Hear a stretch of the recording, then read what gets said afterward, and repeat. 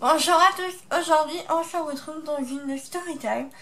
Donc la première de ma chaîne, et je ne pensais pas en faire une tout simplement sur ma chaîne, mais là je voulais vraiment la faire pour que vous soyez au courant de certaines arnaques sur certains sites qu'on peut trouver via la télé, tout ça.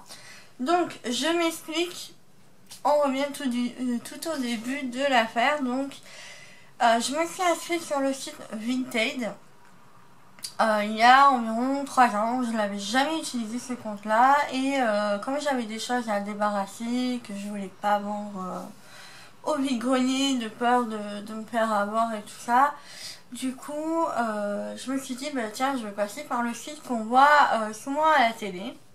Donc, j'ai repris mon compte et je me suis dit pourquoi pas vendre des articles là-dessus. Donc la première vente que j'ai effectuée, tout s'est très bien passé, il n'y a pas eu de soucis, tout ça. Et j'avais remis du coup un lot de vêtements que je voulais plus, tout ça, dont une robe de chez Nafla.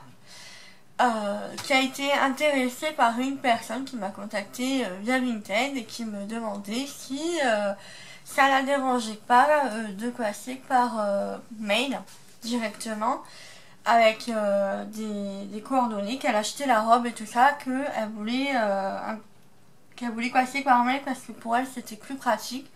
Donc moi, étant super gentille, arrangeante et tout ça, bon, j'ai pas vu d'inconvénient. Du coup, j'ai passé mon adresse mail. Elle m'a demandé mon nom, mon prénom, mon adresse mail, mon numéro de téléphone si jamais il y avait un souci par rapport à la livraison et tout ça. Du coup, c'est ce que j'ai fait. Et donc, elle me demande ensuite comment je veux être payée. Soit par vente à cash, soit par chèque bancaire. Donc moi j'ai choisi chèque bancaire parce que je trouve que c'était plus pratique pour moi et peut-être plus sécurisant, étant donné que généralement quand j'ai des chèques comme ça, je les dépose à ma banque vérifie que c'est pas une arnaque et ensuite dès que les sous sont sur mon compte, j'envoie le colis. Au moins, voilà. Pour moi c'était la manière la plus sûre qu'un mandat cash. Mandat cash, je connais pas, non, je veux pas me lancer là-dedans, donc non. Et du coup, la personne me dit bon bah ok pour le chèque bancaire et tout ça, donc ok. Dans la foulée, je reçois 2 mails de DHL Express qui me dit que j'ai un chèque de 118 euros, voilà, qui est disponible, qu'il faut que j'aille chercher un chèque, pas un chèque, un papier, enfin une recharge dans un supermarché pour pouvoir bénéficier de mon chèque. Bon, voilà, je me suis dit, bon, ça va, c'est une arnaque et tout ça. J'ai supprimé. Et peut-être quelques minutes plus tard, je reçois un mail de la personne me disant que oui, ça y est, elle a demandé à sa banque. Elle a fait le chèque, elle a envoyé via DHL, donc elle a rajouté 100 euros de plus, en sachant que le prêt de port plus la robe, ça faisait 18 euros. Donc un chèque de 118 euros à mon nom, qui était disponible via le site DHL et que elle avait donné 100 euros de plus pour une assurance d'un chèque. Alors déjà là, je me suis dit, attends. Elle te demande d'aller chercher une recharge à 100 euros, alors que toi tu vends une robe à 18 euros. De plus, elle est prête à débourser 100 euros de plus juste pour un article qui coûte 18 euros. Et en même temps, DHL, je n'étais pas au courant qu'il faisait des envois de chèques. Je sais qu'il faisait des envois de colis, mais de chèques, je savais pas. Donc bon, dans la foulée, je me renseigne un petit peu via DHL, s'ils font ça et tout ça. Au final, c'est une arnaque. Je me suis dit, ok. Je dis bon, on va voir comment elle va se dépatouiller et tout ça. Du coup, je lui explique que bah non, je comprends pas sa méthode. Pourquoi elle ne fait pas comme tout le monde, elle m'envoie le chèque à la maison et je le dépose. Dès que les sous sont ok, hop, j'envoie le colis. Voilà. Étant sérieuse, voilà, moi j'ai toujours fait ça et voilà, j'ai jamais eu de problème par rapport à ça. Même les acheteuses n'ont jamais eu de problème par rapport à moi que je dépose le chèque avant pour vérifier que le chèque est bien valide et tout ça. Bon. Elle m'explique que non, les 100 euros c'est juste pour vérifier que mon chèque est valable, tout ça, enfin bref. Et donc je lui dis que non, je ne le ferai pas, que deuxièmement en plus j'avais pas les 100 euros comme ça là sur moi, que je comptais pas sortir non plus, que je rappelle que c'était un lundi férié en plus. Donc non, non. Et que deuxièmement, que non, j'aimais pas trop sa façon de procéder avec moi, d'être un peu plus directive, un peu plus agressive en fait dans sa façon de m'écrire. Donc elle continue à me dire mais non, rassure-toi, je suis une personne honnête, y a pas de souci, mon chèque est bon, c'est juste pour vérifier mon chèque et tout ça. Dans la foulée, je reçois un message sur l'application Bitay d'une autre personne parce que j'avais mis entre temps une évaluation de la personne qui voulait ma robe en disant tentative d'arnaque, elle me procédait d'une manière que je comprends pas, je trouve ça louche et tout ça. Bon. Donc la personne qui m'a contactée via Vinted, elle me dit oui, moi aussi j'ai eu affaire à cette personne là. Elle m'a demandé aussi d'aller chercher une recharge de 100 euros. Je comprends pas et tout ça. Elle avait peur pour son adresse et tout ça et qu'elle l'avait menacé de porter plainte si elle n'allait pas chercher le rechargement de 100 euros. Bon. Entre temps, comme j'avais refusé à la personne d'aller chercher le fameux rechargement, elle m'a menacé d'aller porter plainte. Alors là, je me suis un peu énervée, je lui ai dit, bah allez-y. J'ai dit, de toute façon, je n'ai pas votre argent, je n'ai rien du tout. Mon colis sera toujours à la maison tant que j'ai pas les sous. Et deuxièmement, je comprends pas sa manière de faire et que en plus, elle veut m'arnaquer. Donc elle essaye toujours de me rassurer, mais non, t'inquiète pas, je suis une personne honnête et tout ça. De là, je me suis vraiment énervée. Je lui ai dit que non, c'était honteux ce que vous faites et que j'avais conservé tous les messages et que j'allais porter plainte à la gendarmerie. Et depuis, plus de nouvelles. Et donc, j'ai eu une autre personne du Vinted qui m'a recontacté, qui m'a dit oui, moi aussi, cette personne-là a tenté de m'arnaquer et tout ça. J'ai dit oui, en gros, c'est bien une arnaque, faut faire attention, j'espère que vous avez quoi payer. Elles m'ont toutes les deux dit non, qu'elles avaient quoi payer, qu'il n'y avait pas de soucis, tout ça. Bon, il y en avait une qui avait peur parce qu'elle avait son adresse postale. Et je dis oui, moi aussi, elle a mon adresse postale, mon numéro. J'ai dit mais qu'est-ce qu'elle va faire, elle va pas venir, je suppose, des Côtes d'Ivoire ici, juste pour... voilà, ça m'étonnerait beaucoup. Donc, je ne suis pas allée à la gendarmerie parce que j'ai eu une affaire un peu similaire il y a 2 ans. J'ai failli me faire avoir aussi. C'était complètement différent. C'était pour une recherche d'emploi. J'étais un peu désespérée et on m'a proposé de garder 2 enfants. Donc, j'étais super contente et tout ça. La personne me dit les noms, les prénoms, l'âge des enfants et tout ça. Que en plus...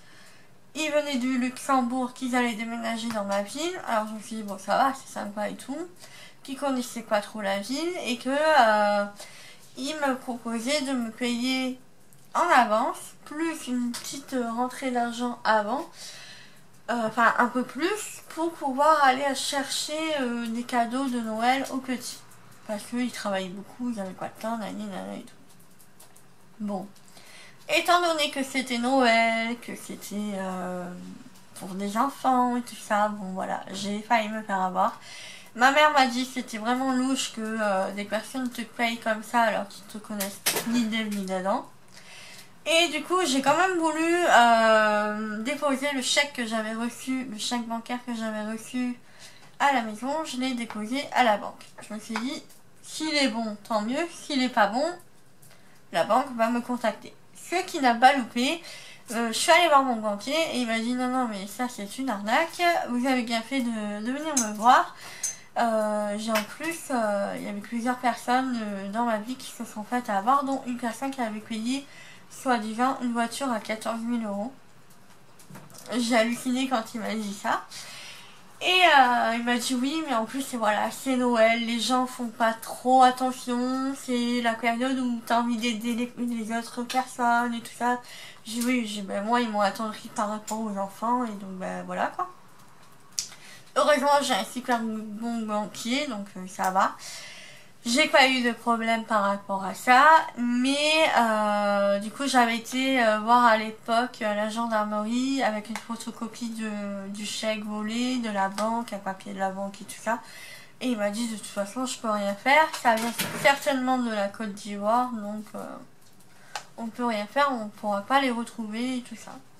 Et je lui ai expliqué, j'ai mis mais s'il a mon adresse, mon numéro de téléphone, des trucs personnels et au final il m'a dit oui mais ils s'en serviront peut-être ou ils s'en serviront pas. Bon. Mais voilà. Du coup je voulais faire cette vidéo là pour vous signaler et que vous faites plus attention sur des sites comme ça.